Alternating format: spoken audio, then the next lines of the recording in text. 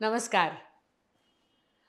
रोहन प्रकाशन आणि क्वीन बी प्रस्तुत अक्षरांचे चांदणे. सहप्रायोजक आहे प्रधा स्टुडिओ. आज आपल्याकडे हे एक सुंदर पुस्तक आहे. रवींद्रनाथ टागोरांची पत्र, त्यांची पुतणी इंदिरा देवी हिच्यासोबतचा त्यांचा पत्रसंवाद. या पुस्तकाबद्दल आपण नंतर बोलणारच आहोत. त्याआधी तुम्हाला एक गंमत दाखवते. किती सुंदर आहे ना बुकमार्क. हा रेझिन आर्टमधला हँडमेड बुकमार्क आहे आणि तो आपली मैत्रीण तेजस्वी गाडगीळ हिने केला आहे. तुम्ही हा घेऊ शकता आणि तो सुद्धा 30% सवलतीमध्ये. तर आता रवींद्रनाथ टागोरांची पत्र, पुतणी इंदिरा देवी सोबतचा पत्रसंवाद. पुस्तकाचा थोडक्यात परिचय. रवींद्रनाथ टागोरांसारखं कविमन, त्यांची चौकस निरीक्षण क्षमता, लेखनाची चित्रमय शैली, आता बांगलादेशात असलेल्या पद्मा नदीकाठी वसलेल्या निसर्गरम्य गावाची पार्श्वभूमी आणि पत्रलेखनासारखं प्रवाही माध्यम, ह्यामुळे ही पत्र वाचताना एक वेगळीच अनुभूती मिळते. वयाच्या 25-30 म्हणजे 1885 ते 1895च्या दरम्यान रवींद्रनाथांनी आपली पुतणी सत्येंद्रनाथ टागोर यांची कन्या इंदिरा देवी हिच्याशी पत्रसंवाद साधला होता. पुढील काळात रवींद्रनाथांनी लिहिलेल्या कथा कवितांमध्ये या पत्रसंवादाचे अनेक कवडसे दिसून येतात. उदाहरण द्यायचं तर 3 कन्या या सत्यजित राय दिग्दर्शित चित्रपटत्रयीच्या कथेचं देता येईल. बंगाली भाषेवर प्रभुत्व मिळवलेल्या विलास गीते यांनी थेट बंगाली भाषेतून मराठीत अनुवादित केलेली अभिजात साहित्यकृती रवींद्रनाथ टागोरांची पत्र. रवींद्रनाथांच्या आयुष्यातला हा काळ मी नक्की काय करू शकतो, मला काय करायचं आहे, ह्या प्रश्नांची उत्तरं शोधण्याचा असावा. म्हणूनच साजादपूरहून 13 जुलै 1893 रोजी लिहिलेल्या पत्रात ते म्हणतात, प्रिय इंदिरा, माझं खरं काम, अस्सल काम नक्की कोणतं आहे ते मला नक्की आकळत नाही. एकदा वाटतं मी छोट्या छोट्या गोष्टी, लघुकथा खूप लिहू शकतो आणि बऱ्या लिहू शकतो. त्या लिहिताना मला आनंदही मिळतो. एकदा वाटतं माझ्या मनात अशा अनेक भावना जाग्या होतात की त्या कवितेत व्यक्त करण्यासारख्या नसतात. त्या दैनंदिनीप्रमाणे लिहून ठेवणं चांगलं आणि त्यात आनंदही आहे. तर एकदा असंही वाटतं की सामाजिक विषयांच्या संदर्भात, समस्यांच्या संदर्भात देशातल्या लोकांची भांडणं खूप आवश्यक आहे. इतर कुणी करत नसल्याने हे अप्रिय कर्तव्य मलाच करायला हवं. आणि कधी कधी वाटतं जाऊ दे ते सारं, सगळं सोडून आपण कविताच लिहित बसावं. म्युझेसपैकी म्हणजे कलांच्या देवतांपैकी कुणालाच निराश करावं असं मला वाटत नाही. पण त्यामुळे काम खूप वाढतं आणि दीर्घकाळाचा विचार करता कुठल्याही कामात मला परिपूर्ण कौशल्य मिळवता येणार नाही असं वाटतं.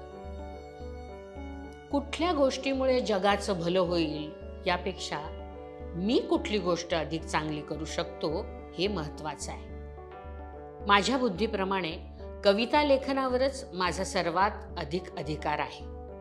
तीच गोष्ट मी सर्वात अधिक चांगली करू शकतो. पण मला सगळ्याच क्षेत्रांची आवड आहे. जेव्हा मी गीतं लिहितो आणि त्यांना चाली लावतो तेव्हा वाटतं आयुष्यभर हेच काम करत राहिलो तरी काही वाईट नाही. नंतर जेव्हा अभिनय करायला लागतो तेव्हा वाटतं की अभिनय कलेची सेवा करत आपल्याला आपलं जीवन आनंदात घालवता येईल. आणि जेव्हा बालविवाह किंवा शिक्षार हेरफेर असे सामाजिक समस्यांवरचे लेख लिहितो तेव्हा वाटतं की हेच माझं सर्वोच्च कर्तव्य आहे. फार मुश्किलीत पडलो आहे. आणि खरं सांगायचं झालं तर चित्रकला नावाची जी कला आहे ना, तिच्याबद्दलही मला एखाद्या प्रेमिकाला वाटावं ना तसं आकर्षण वाटतं. तिच्याकडेही मी लुब्ध नजरेने पाहत असतो, पण ती मला वश होण्याची आशा नाही. साधना करण्याचं वय निघून गेलं. इतर विद्यांप्रमाणे ती काही सहज मिळवता येणार नाही. तिने तर जणू अगदी शिवधनुष्य उचलायला लावण्याचा पण ठेवलेला आहे. ब्रश वापरून वापरून वापरून अगदी हैराण झाल्याशिवाय काही ती कला प्रसन्न होणार नाही. एक तर एक किंवा मग असंख्य, या दोन्हीच्या मध्ये कुठेही स्वाभाविक असं विरामाचं स्थान नाही.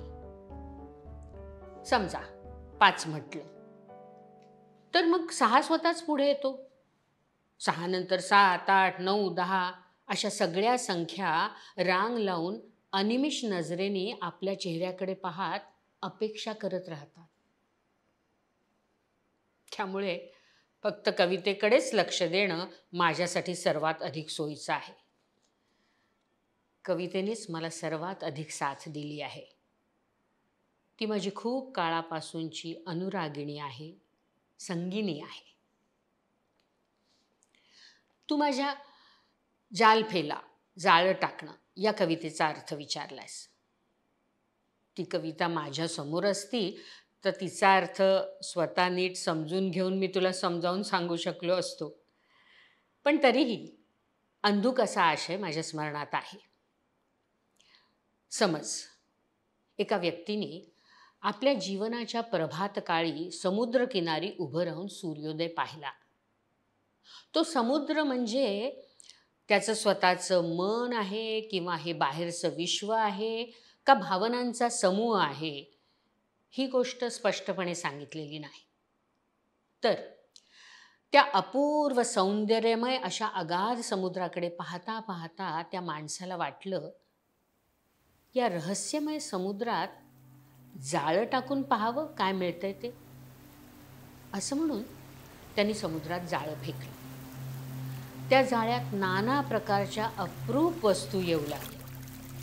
एखादी वस्तू हास्यासारखी शुभ्र असेल, तर एखादी अश्रूसारखी उज्ज्वल, तर एखादी लज्जेसारखी लाल. उत्साहाने तो माणूस दिवसभर हेच करत राहिला. खोल समुद्रात ज्या ज्या सुंदर वस्तू होत्या त्या सगळ्या वस्तू तीरावर आणून त्यांनी त्या वस्तूंचा ढीग केला. याच प्रकारे जीवनाचा संपूर्ण दिवस त्यांनी घालवला. संध्याकाळी त्याला वाटलं, आज एवढं पुरे झालं, आता या वस्तू आपण तिला नेऊन देऊया. ती म्हणजे त्याची प्रेयसी असू शकेल किंवा मातृभूमी असू शकेल. कवितेत तसा स्पष्ट उल्लेख केलेला नाही. त्याला वाटलं, या गोष्टी काय आहेत, यांची गरज तरी काय, या गोष्टींनी कुठला अभाव दूर होईल. दुकानदाराला दाखवून पाहिल्या तर या गोष्टींची किंमत तरी किती होईल. थोडक्यात सांगायचं तर या गोष्टी म्हणजे विज्ञान, तत्वज्ञान, इतिहास, भूगोल, अर्थशास्त्र, धर्म इत्यादी काही नाही. या केवळ काही रंगीत भावना तेवढ्या आहेत. पुन्हा त्यांच्यामधल्या कुणाचं नाव काय आहे, परिचय काय आहे, हे काहीच कळत नाही. त्यामुळे संपूर्ण दिवसभर समुद्रात जाळं टाकून टाकून समुद्राबाहेर काढलेली ही रत्न ज्या व्यक्तीला त्यांनी दिली, त्या व्यक्तीने विचारलं, काय आहेत या वस्तू. जाळं टाकणाऱ्या कोळ्यालाही पश्चात्ताप झाला. तो म्हणाला, या वस्तू विशेष काही नाही आहेत, म्हणजे मी फक्त समुद्रात जाळं टाकत होतो आणि ओढत होतो, त्यात या वस्तू मिळाल्या. मी बाजारातही गेलो नाही की पैसेही खर्च केले नाहीत. या वस्तूंसाठी मला कुणाला एक पैसाही द्यावा लागलेला नाही. त्याने मग विषण्ण चेहऱ्याने, शर्मेने त्या वस्तू घराकडे नेल्या आणि घराच्या दारात बसून एक एक करत सगळ्या वस्तू रस्त्यावर फेकून दिल्या. त्याच्या दुसऱ्या दिवशी सकाळी काही वाटसरू येऊन त्या बहुमूल्य वस्तू देशी परदेशी आपल्या आपल्या घरी घेऊन गेले. बहुधा ही कविता ज्या कवीने लिहिली त्याची गृहकार्यात रमलेली पत्नी, त्याची जन्मभूमी, त्याचे समकालीन वाचक यांच्यापैकी कुणालाही त्याच्या कवितेतला भाव, आशय ठीकपणे समजला नाही. तिचं मूल्य किती आहे हे त्यांच्या डोक्यात शिरलं नाही. म्हणून सध्या या सगळ्या गोष्टी रस्त्यातच टाकून दिल्या गेल्या. तुम्ही दुर्लक्ष करा, मी दुर्लक्ष करतो, ही मानसिकता त्यामागे असते. पण ही रात्र जेव्हा संपेल तेव्हा पोस्टेरिटी, पुढची पिढी येऊन या वस्तू उचलून देश विदेशात निघून जाईल. पण त्यामुळे या कोळ्याच्या मनातला आक्षेप निघून जाईल का? काही असो, पोस्टेरिटी, पुढची पिढी ही अभिसारिणी रमणीप्रमाणे रात्रभर हळूहळू प्रवास करत कवीच्या दिशेने पुढे येते आहे आणि बहुधा पहाटेच्या सुमारास येऊन ती उपस्थित होऊ शकेल. या सुखद कल्पनेचा कवीला आनंद होऊ देण्यास कदाचित कुणाची हरकत असणार नाही असं मला वाटतं. त्या मंदिरासंदर्भातल्या कवितेचा नक्की अर्थ काय असं तू विचारलेस. ते नीट आठवत नाहीये. बहुधा ती खरोखरच्या मंदिरासंबंधी आहे. म्हणजे जेव्हा कुणा व्यक्तीने मंदिराच्या कोपऱ्यात बसून आपल्या काही कृत्रिम कल्पनांद्वारे आपल्या दैवताला आच्छादित करून स्वतःच्या मनाला एका अस्वाभाविक अशा तीव्र अवस्थेत नेलेलं असताना अकस्मात जर तिच्या मनावर संशय वज्राचा आघात झाला, खूप प्राचीन अशी कृत्रिम भिंत पडून गेली, की मग अचानक निसर्गाची शोभा, सूर्याचा प्रकाश आणि विश्वजनांचं वृंदगान येऊन तंत्र, मंत्र, आरती, धूप यांचं स्थान, त्यांची जागा आपल्या ताब्यात घेते. आणि तेव्हाच आपल्याला यथार्थ आराधना काय आहे हे समजतं आणि त्यातच ईश्वराची तुष्टी, आशीर्वाद आहे हे जाणवतं. उडिशामधली मंदिरं पाहून माझ्या मनात हेच भाव आले. भुवनेश्वरच्या एका मंदिरात मी पाहिलं तर अशीच अवस्था होती. गाभाऱ्यात भयानक अंधार, कुठेही खिडकी नाही, धुपाच्या धुराने आणि वासाने श्वास रुद्ध झाल्यासारखं वाटतं. मूर्तीला केलेल्या अभिषेकामुळे खालची फरशी ओली झालेली, मंदिरात वटवाघळं उडतायत. अशा मंदिरातून अचानक बाहेरच्या सुंदर प्रकाशात आल्यावर ईश्वर खरोखर कुठे आहे हे आपल्याला जाणवतं.